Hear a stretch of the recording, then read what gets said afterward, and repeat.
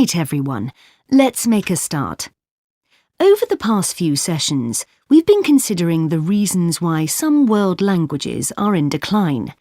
And today I'm going to introduce another factor that affects languages, and the speakers of those languages, and that's technology, and in particular, digital technology.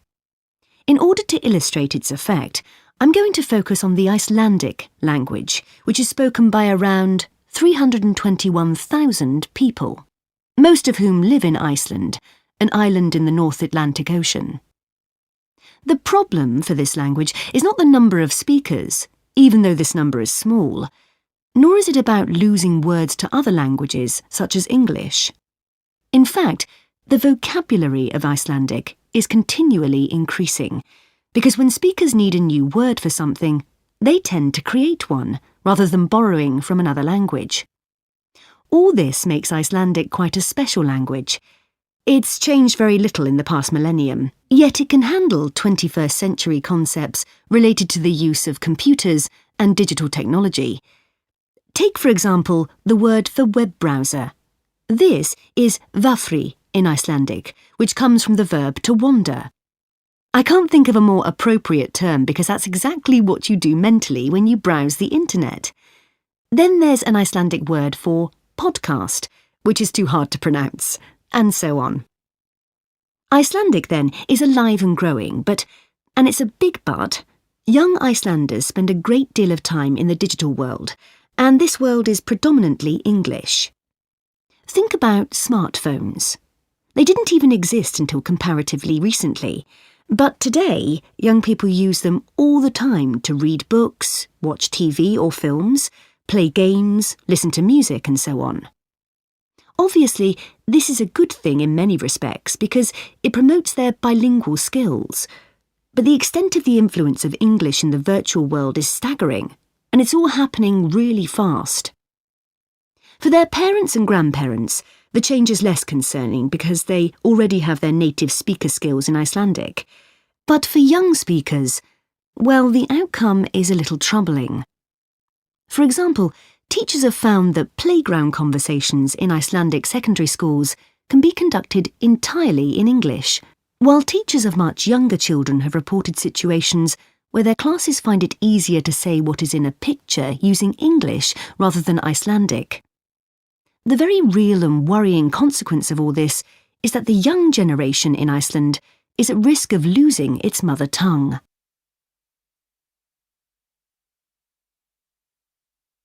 Of course, this is happening to other European languages too. But while internet companies might be willing to offer, say, French options in their systems, it's much harder for them to justify the expense of doing the same for a language that has a population the size of a French town, such as Nice. The other drawback of Icelandic is the grammar, which is significantly more complex than in most languages. At the moment, the tech giants are simply not interested in tackling this. So, what is the Icelandic government doing about this? Well, large sums of money are being allocated to a language technology fund that it is hoped will lead to the development of Icelandic-sourced apps and other social media and digital systems. But clearly this is going to be an uphill struggle. On the positive side, they know that Icelandic is still the official language of education and government. It has survived for well over 1,000 years, and the experts predict that its future in this nation-state is sound and will continue to be so. However, there's no doubt that it's becoming an inevitable second choice in young people's lives. This raises important questions. When you consider how much of the past is tied up in a language, will young Icelanders lose their sense of their own identity? Another issue that concerns the government of Iceland is this. If children are learning two languages through different routes, neither of which they are fully fluent in, will they be able to express themselves properly? Did you make notes while you were watching the performances of Romeo and Juliet, Gemma? Yes, I did. I found it quite hard, though. I kept getting too involved in the play. Me too. I ended up not taking notes. I wrote down my impressions when I got home. Do you mind if I check a few things with you, in case I've missed anything? And I've also got some questions about our assignment. No, it's good to talk things through. I may have missed things too. OK, great. So, first of all, I'm not sure how much information we should include in our reviews. Right. Well, I don't think we need to describe what happens, especially as Romeo and Juliet is one of Shakespeare's most well-known plays. Yeah, everyone knows the story. In an essay, we'd focus on the poetry and Shakespeare's use of imagery, etc. But that isn't really relevant in a review. We're supposed to focus on how effective this particular production is. We should say what made it a success or a failure. And part of that means talking about the emotional impact the performance had on us. I think that's important. Yes. And we should definitely mention how well the director handled important bits of the play, like when Romeo climbs onto Juliet's balcony. And the fight between Mercutio and Tybalt. Yes. It would also be interesting to mention the theatre space and how the director used it, but I don't think we'll have space in 800 words. No, OK. That all sounds quite straightforward.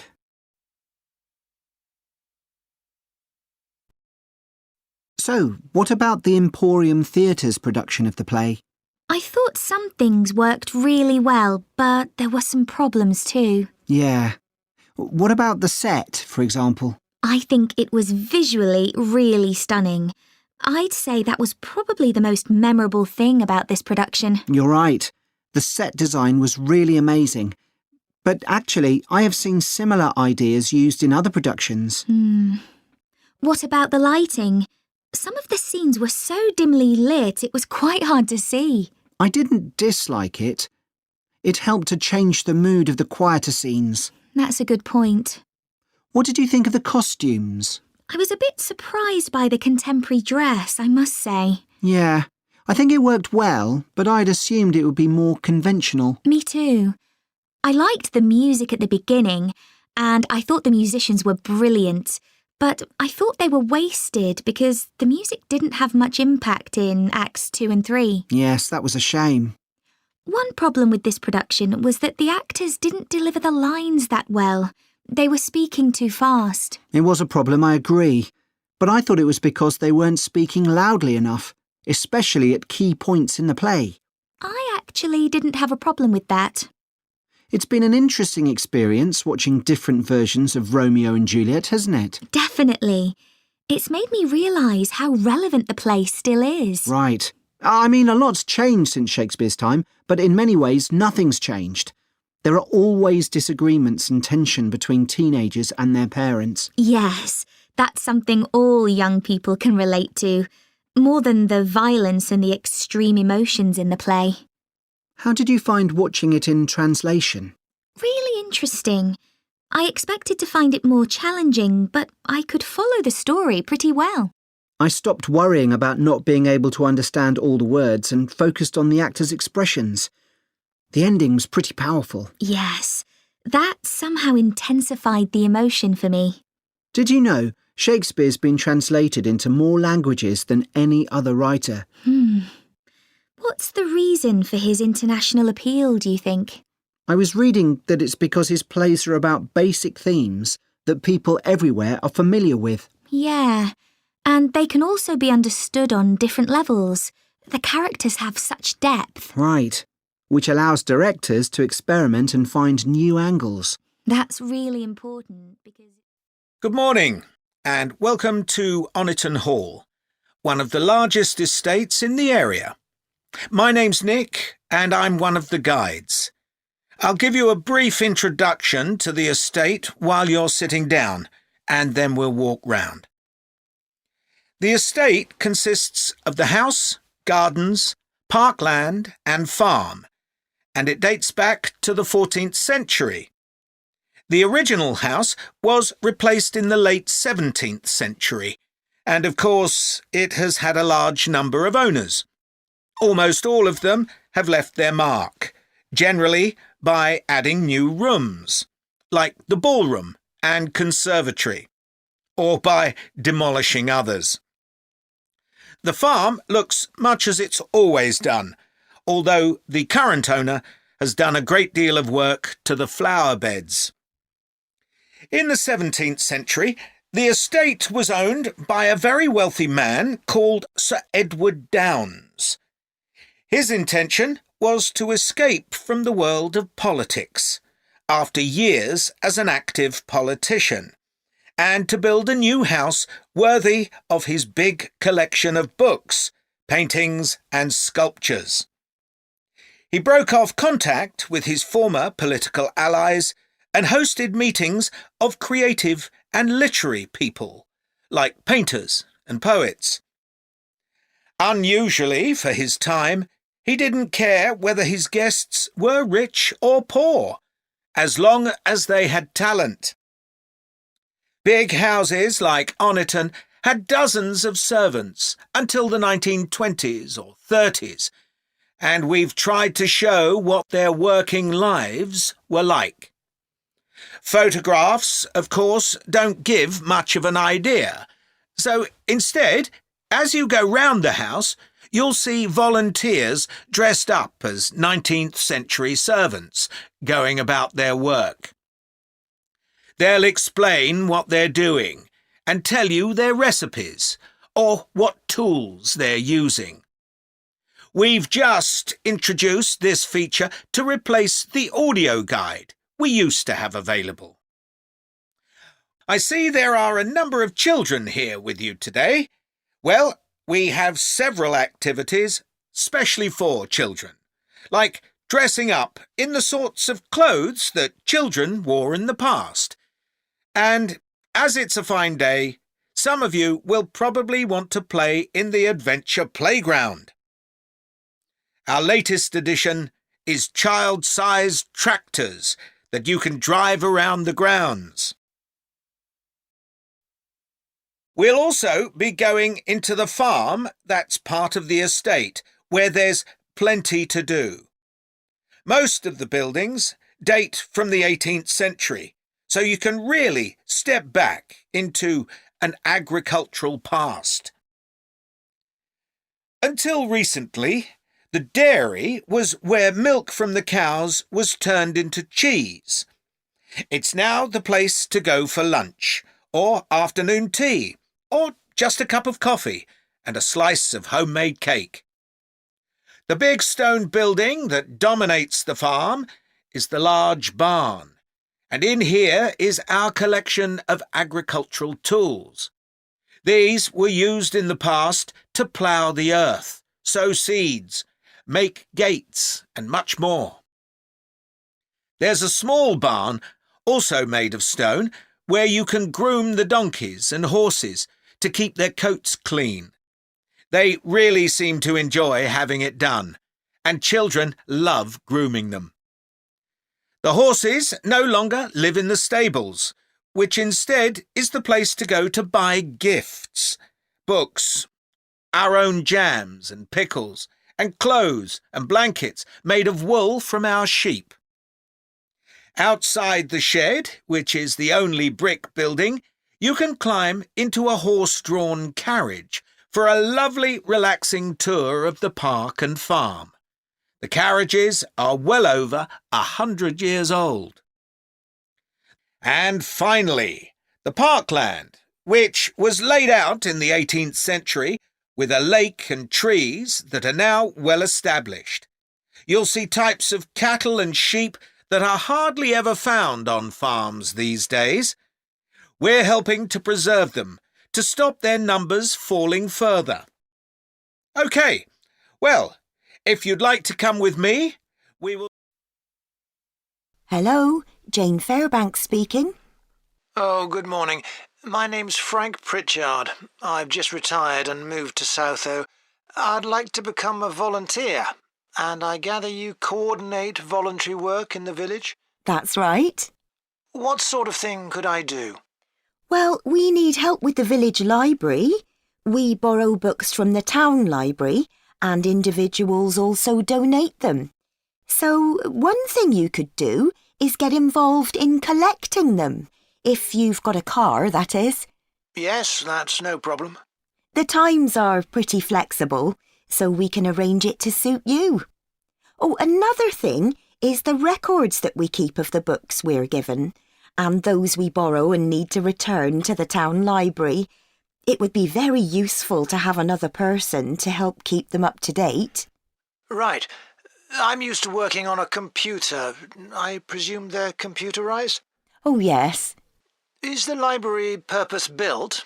I haven't noticed it when I've walked around the village. No, we simply have the use of a room in the village hall. The West Room.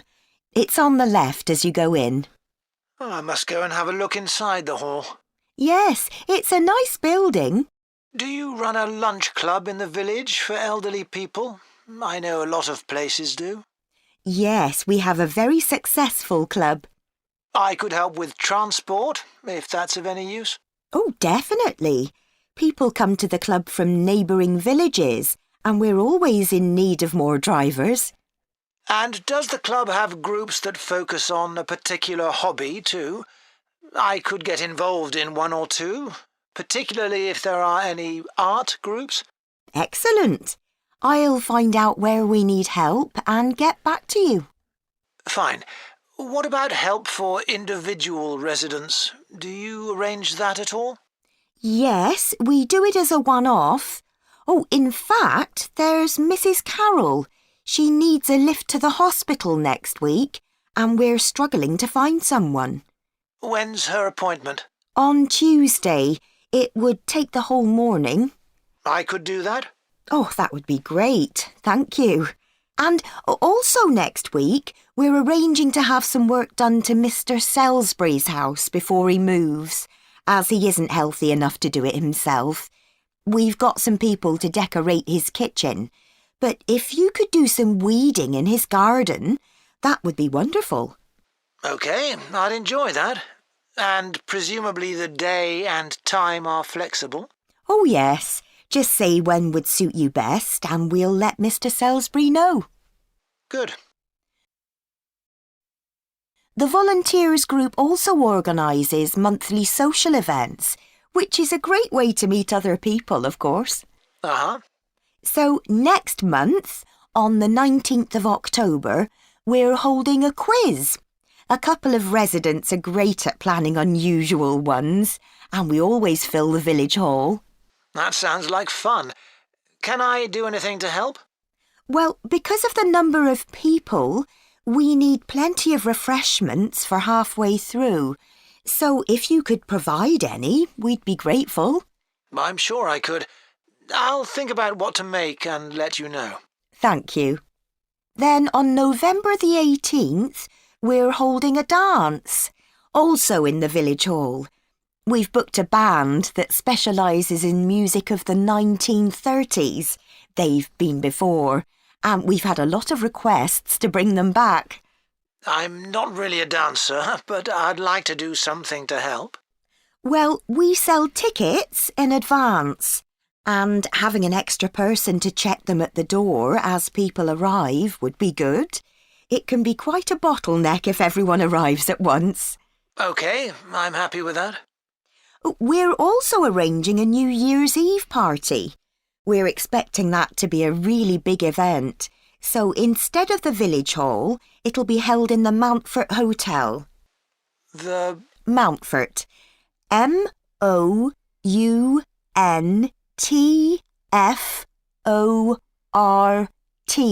Hotel. It isn't in SuSu itself, but it's only a couple of miles away. The hotel will be providing dinner, and we've booked a band. The one thing we haven't got yet is a poster. That isn't something you could do by any chance, is it? Well, actually, yes. Before I retired, I was a graphic designer, so that's right up my street. Oh, perfect. I'll give you the details, and then perhaps you could send me a draft? Of course. So, Tim, we have to do a short summary of our work experience on a farm. Right. My farm was great, but arranging the work experience was hard. One problem was it was miles away and I don't drive. And also, I'd really wanted a placement for a month, but I could only get one for 2 weeks. I was lucky. The farmer let me stay on the farm, so I didn't have to travel. But finding the right sort of farm to apply to wasn't easy. No, they don't seem to have websites, do they? I found mine through a friend of my mother's, but it wasn't easy. No. My farm was mostly livestock, especially sheep. I really enjoyed helping out with them. I was up most of one night helping a sheep deliver a lamb. On your own? No, the farmer was there, and he told me what to do. It wasn't a straightforward birth, but I managed. It was a great feeling to see the lamb stagger to its feet and start feeding almost straight away, and to know that it was okay. Then another time, a lamb had broken its leg, and they got the vet in to set it, and he talked me through what he was doing. That was really useful. Yes, my farm had sheep too. The farm was in a valley, and they had a lowland breed called Suffolks, although the farmer said they'd had other breeds in the past. So were they bred for their meat? Mostly, yes. They're quite big and solid. My farm was up in the hills, and they had a different breed of sheep. They were Cheviots. Oh, I heard their wool's really sought after. Yes, it's very hard wearing, and they use it for carpets. Right. I was interested in the amount of supplements they add to animals' feed nowadays. Like, even the chickens got extra vitamins and electrolytes in their feed. Yes, I found that too. And they're not cheap. But my farmer said some are overpriced for what they are, and he didn't give them as a matter of routine, just at times when the chickens seemed to particularly require them. Yes, mine said the same. He said certain breeds of chickens might need more supplements than the others, but the cheap and expensive ones are all basically the same. So, did your farm have any other livestock, Diana? Yes, dairy cows. I made a really embarrassing mistake when I was working in the milk shed. Some cows had been treated with antibiotics, so their milk wasn't suitable for human consumption, and it had to be put in a separate container. But I got mixed up, and I poured some milk from the wrong cow in with the milk for humans, so the whole lot had to be thrown away. The farmer wasn't too happy with me. I asked my farmer how much he depended on the vet to deal with health problems. I'd read reports that the livestock's health is being affected as farmers are under pressure to increase production. Well, he didn't agree with that, but he said that actually some of the stuff the vets do, like minor operations, he'd be quite capable of doing himself. Yeah, my farmer said the same, but he reckons vet skills are still needed. Now we've got to give a bit of feedback about last term's modules. Just short comments, apparently.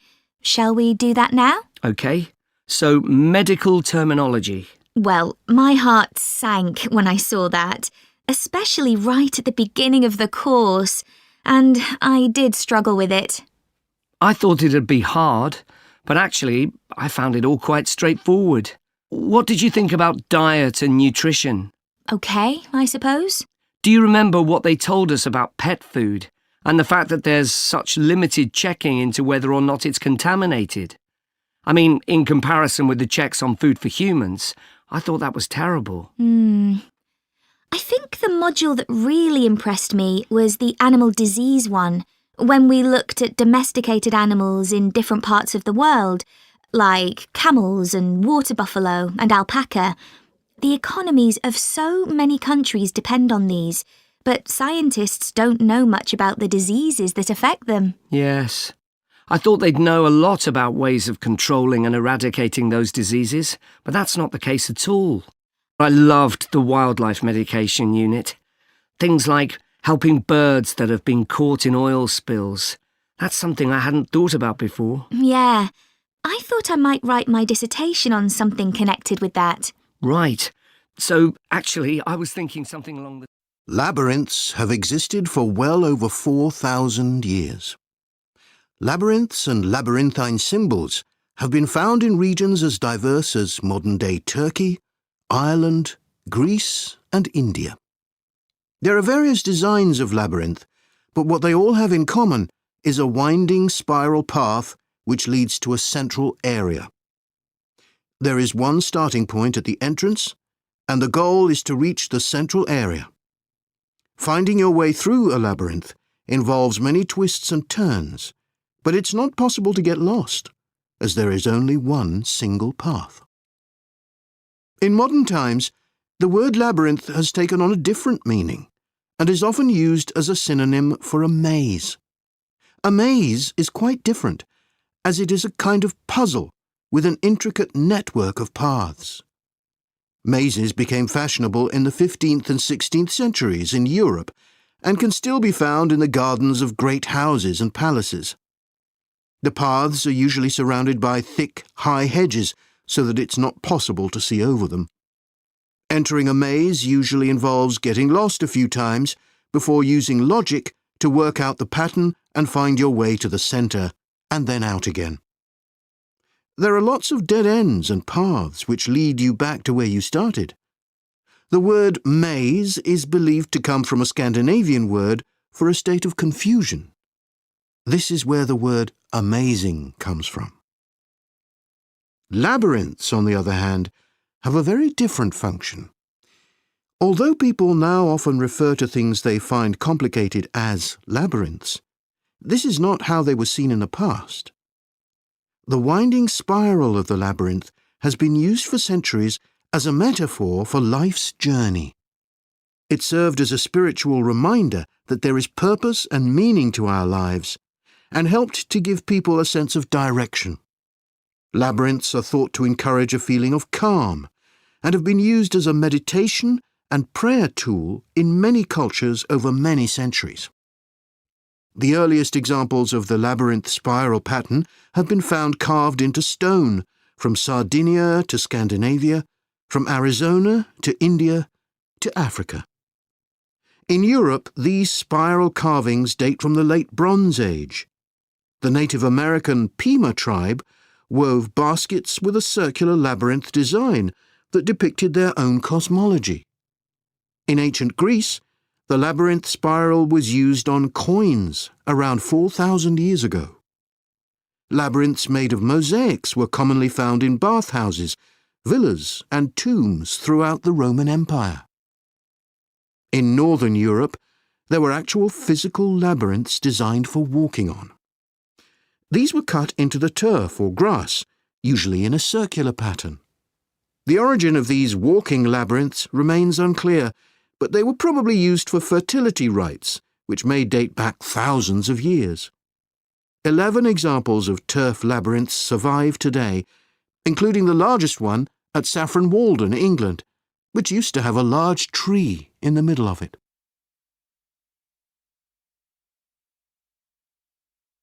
More recently, labyrinths have experienced something of a revival. Some believe that walking a labyrinth promotes healing and mindfulness, and there are those who believe in its emotional and physical benefits, which include slower breathing and a restored sense of balance and perspective. This idea has become so popular that labyrinths have been laid into the floors of spas, wellness centres, and even prisons in recent years. A pamphlet at Colorado Children's Hospital informs patients that walking a labyrinth can often calm people in the midst of a crisis. And apparently, it's not only patients who benefit. Many visitors find walking a labyrinth less stressful than sitting in a corridor or waiting room. Some doctors even walk the labyrinth during their breaks. In some hospitals, patients who can't walk can have a paper finger labyrinth brought to their bed. The science behind the theory is a little sketchy, but there are dozens of small-scale studies which support claims about the benefits of labyrinths. For example, one study found that walking a labyrinth provided short-term calming, relaxation and relief from anxiety for Alzheimer's patients. So what is it about labyrinths that makes their appeal so universal? So, hello everyone. My name's Lou Miller, and I'm going to be your tour guide today as we take this fantastic boat trip around the Tasmanian coast. Before we set off, I just want to tell you a few things about our journey. Our boats aren't huge, as you can see. We already have 3 staff members on board, And on top of that, we can transport a further 15 people, that's you, around the coastline. But please note, if there are more than 9 people on either side of the boat, we'll move some of you over. Otherwise, all 18 of us will end up in the sea. We've recently upgraded all our boats. They used to be jet black, but our new ones now have these comfortable dark red seats and a light green exterior in order to stand out from others and help promote our company. This gives our boats a rather unique appearance, don't you think? We offer you a free lunchbox during the trip, and we have 3 types. Lunchbox 1 contains ham and tomato sandwiches. Lunchbox 2 contains a cheddar cheese roll. And Lunchbox 3 is salad-based and also contains eggs and tuna. All 3 lunchboxes also have a packet of crisps and chocolate bar inside. Please let staff know which lunchbox you prefer. I'm sure I don't have to ask you not to throw anything into the sea.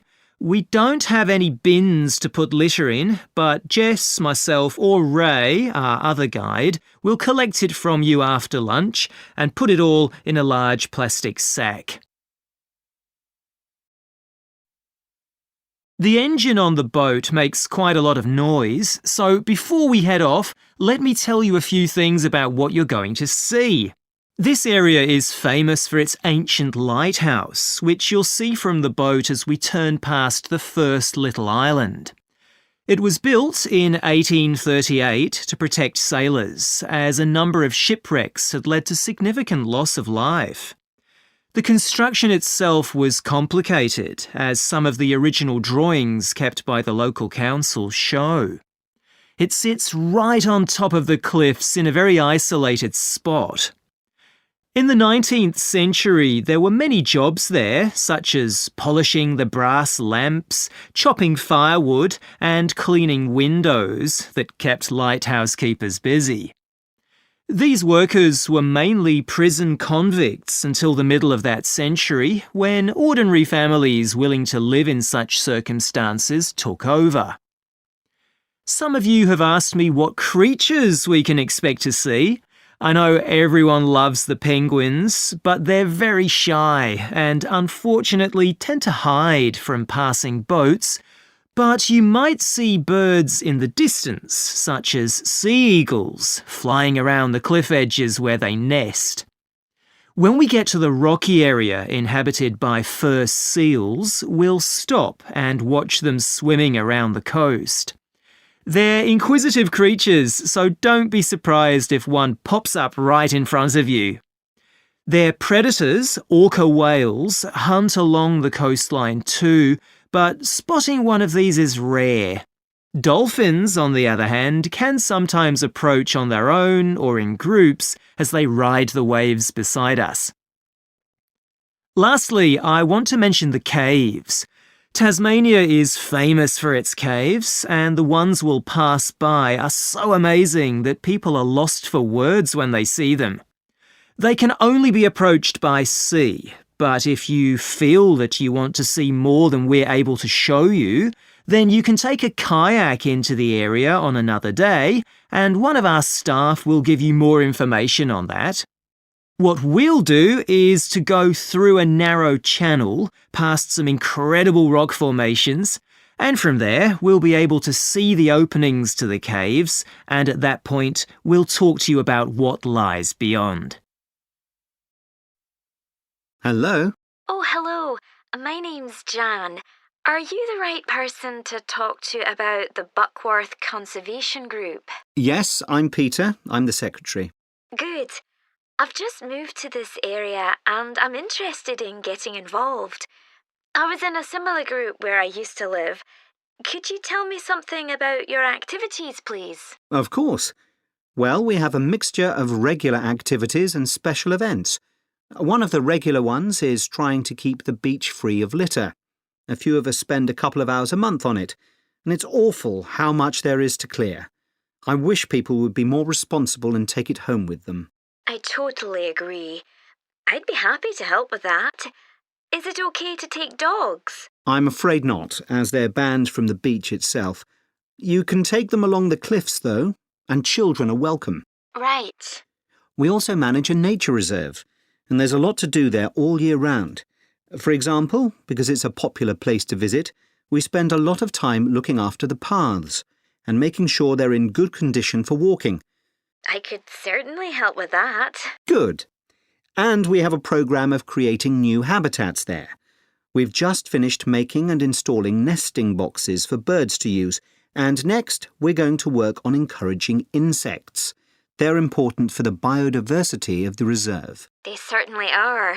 Oh, and we're also running a project to identify the different species of butterflies that visit the reserve. You might be interested in taking part in that. Sure. I was involved in something similar where I used to live, counting all the species of moths. I'd enjoy that. Another job we're doing at the reserve is replacing the wall on the southern side, between the parking area and our woodshed. It was badly damaged in a storm last month. OK. Then, as I said, we have a programme of events as well, both at the weekend and during the week. Right. I presume you have guided walks. I'd like to get to know the local countryside as I'm new to the area. Yes, we do. The next walk is to Ruston Island a week on Saturday. We'll be meeting in the car park at Dunsmore Beach at low tide. That's when the sands are dry enough for us to walk to the island without getting wet. Sounds good. The island's a great place to explore. It's quite small and it's got a range of habitats. It's also an ideal location for seeing seals just off the coast or even on the beach. OK. And is there anything we should bring? Like a picnic, for instance? Yes, do bring one, as it's a full-day walk. And of course, it'll be wet walking across and back, so make sure your boots are waterproof. I must buy a new pair. There's a hole in one of my current ones. Well, I'd definitely like to come on the walk. Great. Then later this month, we're having a one-day woodwork session in Hopton Wood. I've never tried that before. Is it OK for beginners to take part? Definitely. There'll be a couple of experts leading the session, and we keep the number of participants down, so you'll get as much help as you need. Excellent. I'd love to be able to make chairs. That's probably too ambitious for one day. You'll be starting with wooden spoons, and of course learning how to use the tools. And anything you make is yours to take home with you. That sounds like fun. When is it? It's on the 17th from 10 a.m. until 3. There's a charge of £35, including lunch, or £40 if you want to camp in the wood. I should think I'll come home the same day. Well, I'd certainly like to join the group. It sounds like you...